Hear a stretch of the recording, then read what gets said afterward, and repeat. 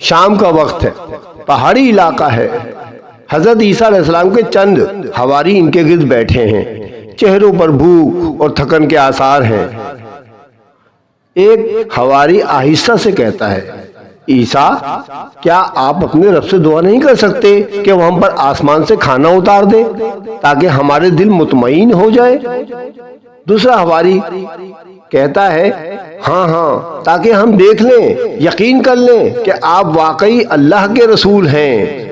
حضرت عیسیٰ خاموشی سے سر جھکاتے ہیں، آنکھوں میں خشیت، اور کہتے ہیں، تم لوگ اللہ سے ڈرو، اگر تم ایمان رکھتے ہو تو ایسی آزمائش میں مجھ کو مت ڈالو۔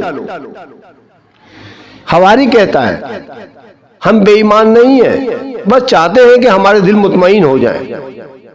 حضرت عیسیٰ علیہ السلام ہاتھ اٹھاتے ہیں اور دعا کرتے ہیں، اے ہمارے رب، ہم پر آسمان سے ایک دسترخوان اتار جو ہمارے لیے عید ہو، ہمارے اولین اور آخرین کے لیے، اور تیری نشانی بنے۔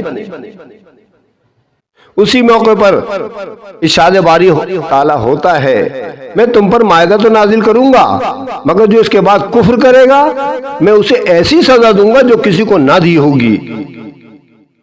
اچانک چمکدار روشنی آسمان سے اترتی ہے، پرندوں کے پروں کی آوازیں آتی ہیں، اور زمین پر آہستہ آہستہ ایک نورانی دسترخوان اترتا ہے۔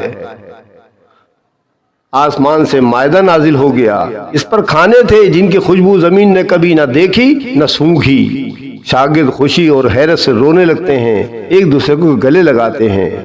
یہ معجزہ صرف رزق کا نہیں تھا، یہ ایمان، صبر اور یقین کا امتحان تھا۔